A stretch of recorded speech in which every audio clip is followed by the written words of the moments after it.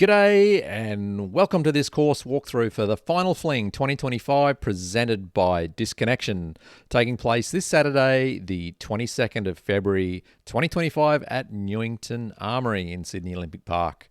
I'm Matt Wallace, your TD, and a huge thanks to our primary sponsor and sole sponsor, Disconnection. Before we get started, I'd just like to bring to your attention a big change this year at Olympic Park, and one of the reasons that this might be our last event is the introduction of metered parking in the normal location. So there's two car parks near the Armoury. There's one on the left-hand side of Jamison Street and one at the end. They have added meters which haven't been turned on as of yet, but they will probably be turned on by the time of the event. You get 2 hours free parking, and then it's $5 per hour thereafter. So if you're there for the day, it might cost you $30 or $50 parking, depending on how long you stay, which is a bit of a surprise. But if you want some free parking, we can recommend the Woolworths car park up in Newington. There's usually plenty of parking there, or the back street here, Evans Street. You can park on Evans Street and then duck through one of the side streets here, across Holker Street, and then down Jamison Street to the gate and up to Event HQ. It's about an 800-metre walk, or around roughly 10 minutes. So please factor that in. Maybe if you're coming with other people, you can park in the car park and then maybe carpool or whatever. Also, the Event HQ is at Building 212, where we normally hold most of our events on top of the hill, and the toilet is over near the tee to hole 14. Our course map. So gate is here on Jamison Street, Event HQ on top of the hill near our small shed. Hole 1 will be up through the car park, and then an anti-clockwise rotation around the course. Par 59, 2,086 metre with 18 holes. I'll take you through each of the holes now. So starting at hole number 1, par 3, 76 metres. This will be our CTP hole for MPO, MA1 and MA40. It's called Parked. Tee is on the road where it normally is. Uphill, there'll be an elevated basket and very tight OB up near the basket. So you've got OB fence on the right-hand side, and that is the fence, not the concrete blocks like we have in the past. Behind the basket, there's a road sign there that denotes the back of the OB. There'll also be a painted line with flags there as well. On the left-hand side up near the basket, it's going to be the edge of the logs, and it's going to not follow the logs all the way around like it has in the past. It's going to follow the logs for the first 3 bays down, and then it's going to cut out a little wider further towards the tee, and then follow the outside edge of the logs down to the road. Now, another addition on this hole is if for some reason you don't cross the road, the end of the road, like if you shank your shot into the logs here and it's on the road, this is now hazard, not OB as it has been in the past. Moving on to hole 2, Razor Wire 2. This is a longer version of one of our normal holes, so par 4, 201 metres. You've got the tight OB down the left-hand side, so it follows the edge of the electrical boxes. At the last electrical box, it'll go with a straight line across to the path that crosses the creek. The OB will be painted at the back and will come inside the mode line by about 1 metre or so. And then it's the fence line up the right-hand side, as well as the normal marked OB for hole 1 on the right. So really, off the tee, you want to get a nice drive down and finishing to the left. So you're in the open. You don't want to be in the right or you'll be blocked by the trees. And hopefully there's not a strong headwind here to affect your upshot. Hole number 3, par 3, 92 metres up Typha Creek. This is fairly regular on our tournament layout. So you've got the edge of the long grass down the left-hand side is OB. We're going to bring the OB line in a bit. They've been cutting the grass back towards the creek a bit more than usual. So we're going to have a painted line probably about 20 metres from the basket. It will wrap around behind and then back out to the edge of the road, and the edge of the road will mark the OB behind and to the right-hand side with normal OB rules applying. Hole number 4, Jailbreak, par 3, 97 metres. Again, another regular on our tournament layout. OB fence out to the right, so if you manage to somehow get it over there, then that's OB. Shank it out to the left, you'll be OB as well, and that road that cuts in near the bunker. The real feature on this hole is the Mando, so one of the gum trees up near the basket will be the edge of the Mando. There'll be tape around that tree so that you can tell which one it is, and then the tape will indicate the edge of the Mando line cutting back to the left. So you need to stay right of the Mando tree. If you do miss it, there is a drop zone out near the lone tree there to the right. Basically, you want to get a nice backhand hyzer to head back out towards this tree and then cut in and around the Mando for a chance at the birdie. Hole 5. This is a new hole, never been seen before. Par 3, 80 metres. So it's a longer version of the public hole. So teeing off from the tee at the back, you need to hit a tight gap down through here. It's about a 3 metre gap at the end. Penetrate out, and your basket's about 15, 20 metres back from where it normally is, in between the small trees, and also an elevated basket here as well. So OB over the fence, which is probably impossible, but beware of the road near the bunker here on the right side, and also if you do manage to get one going long, the road out behind the hole is also OB. Hole number 6, par 3, 107 metres, storm the bunker. This is a variation on our normal hole 11, public hole. You've got the normal OB down the left side, which is the edge of the road and all the area on the other side of the road.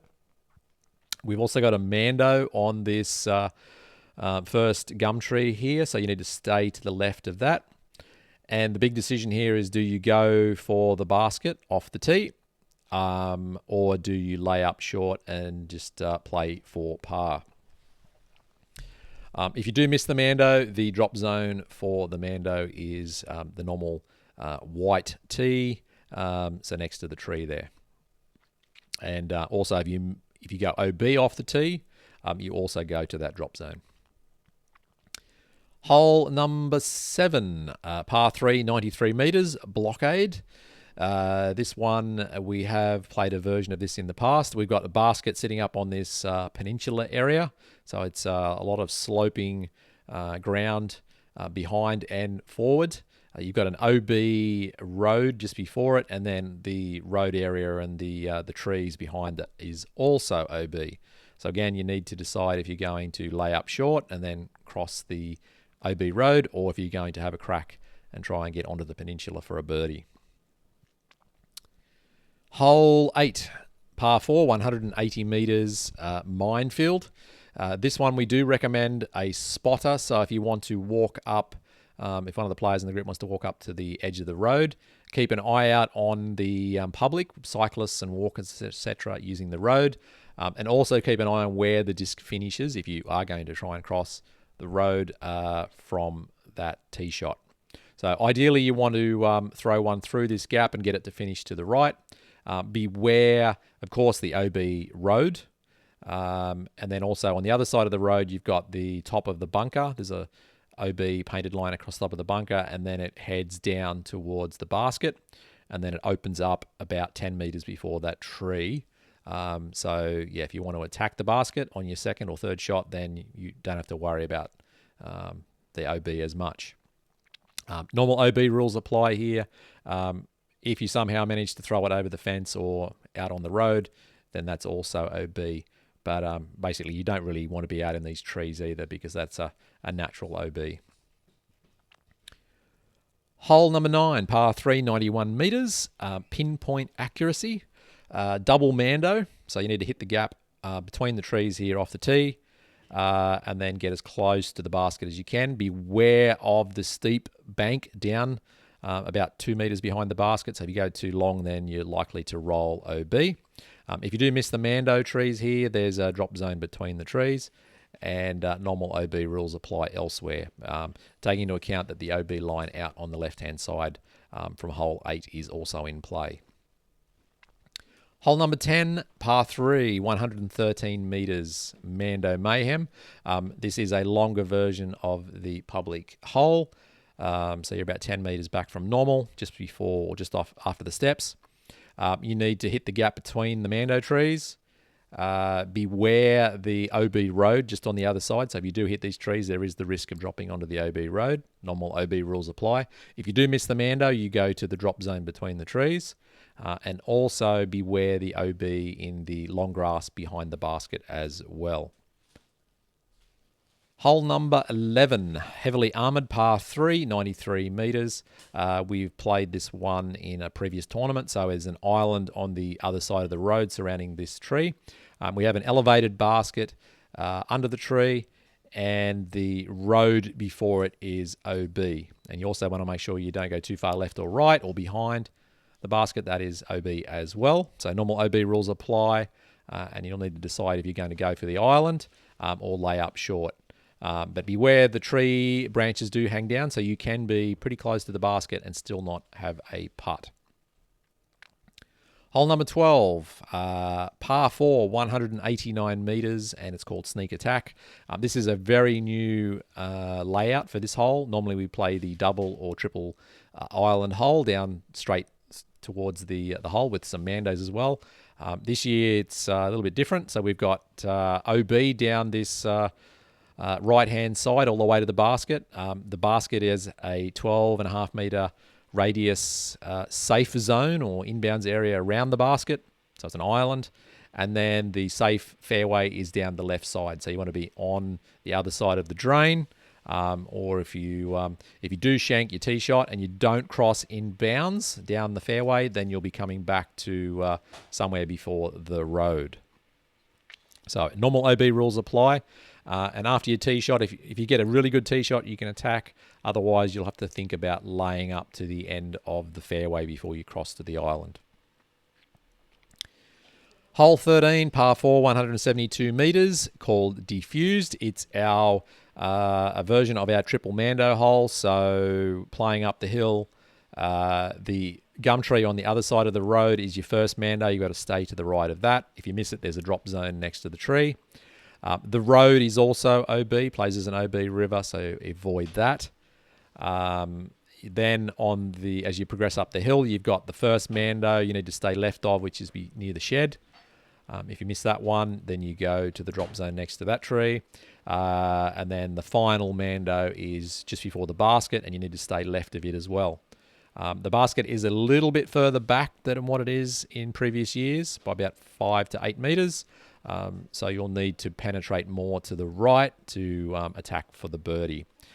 Also beware, besides the road, the other OB is any of the buildings. So if you end up on the roof of the shed or any of these other buildings, that is OB. Normal OB rules apply if you haven't crossed the Mando. Hole 14, par 3, 88 metres, hardened defences. This is a very tight gap between the trees. So you've got trees on the left, you've got trees on the right.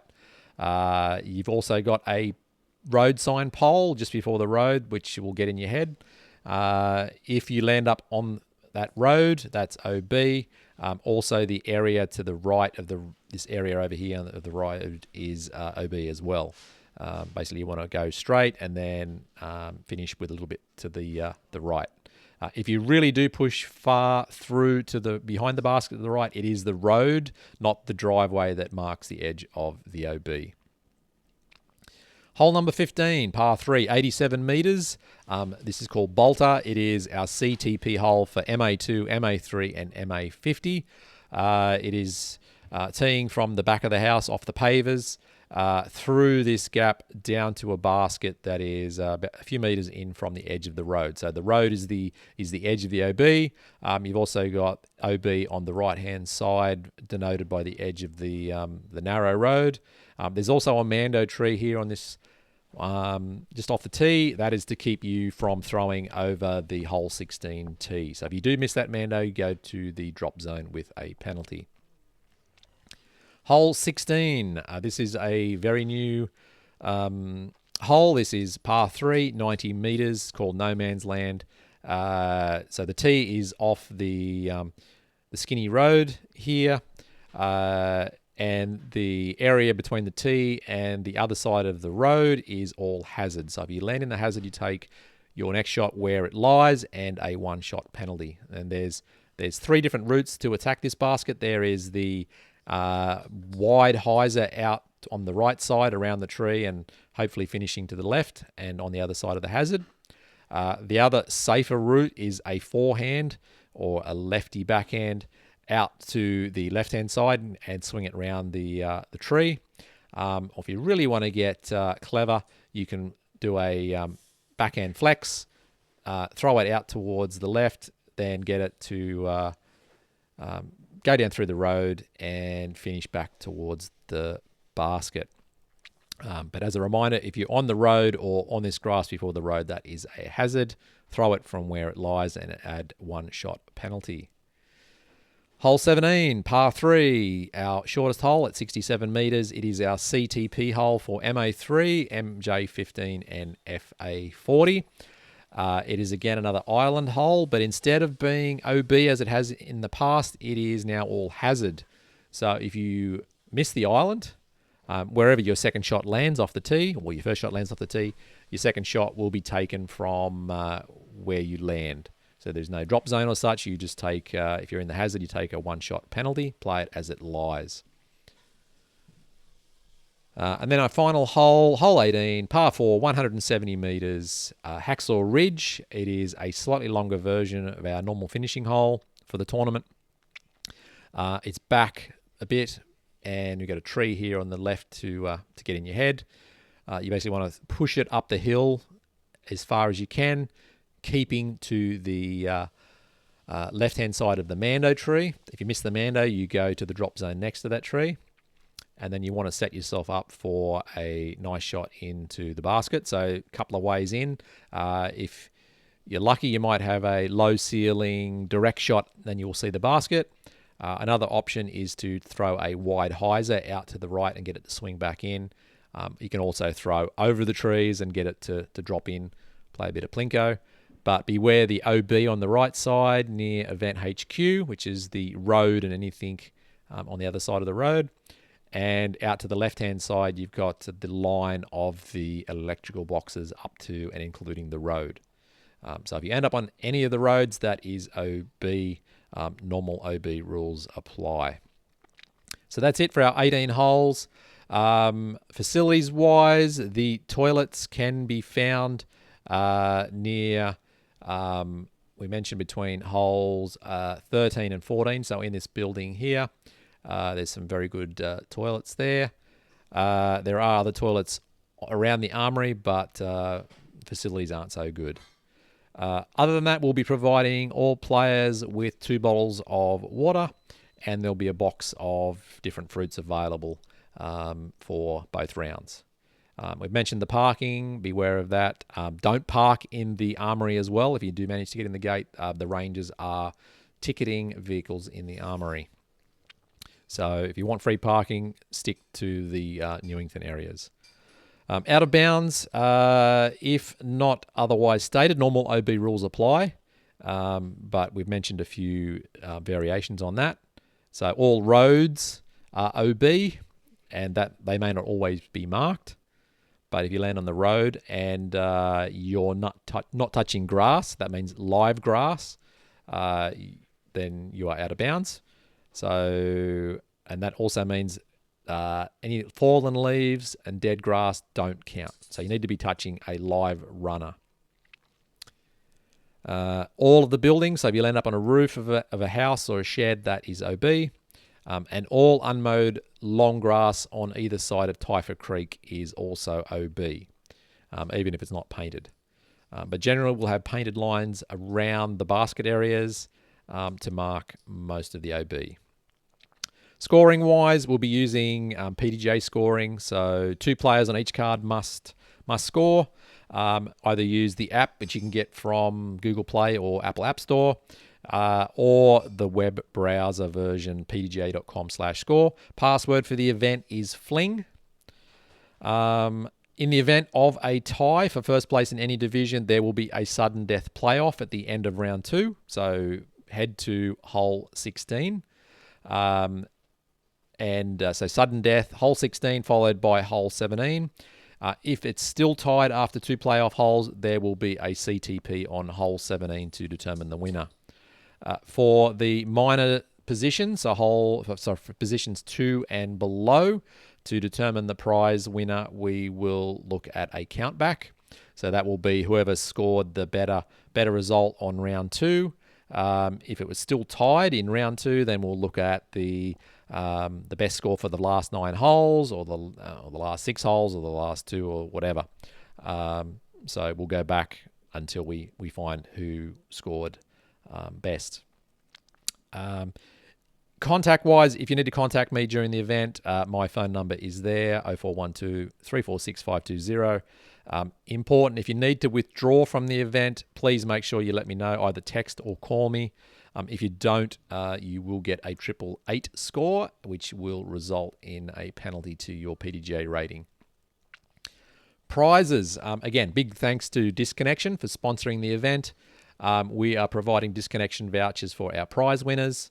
Their prizes are there, so cash for our professionals and vouchers for our other divisions, depending on the number of people. So these prizes were determined about 10 days out of the event. There has been some minor changes, so there's a few more MA1 players now, but those prizes will still stay the same.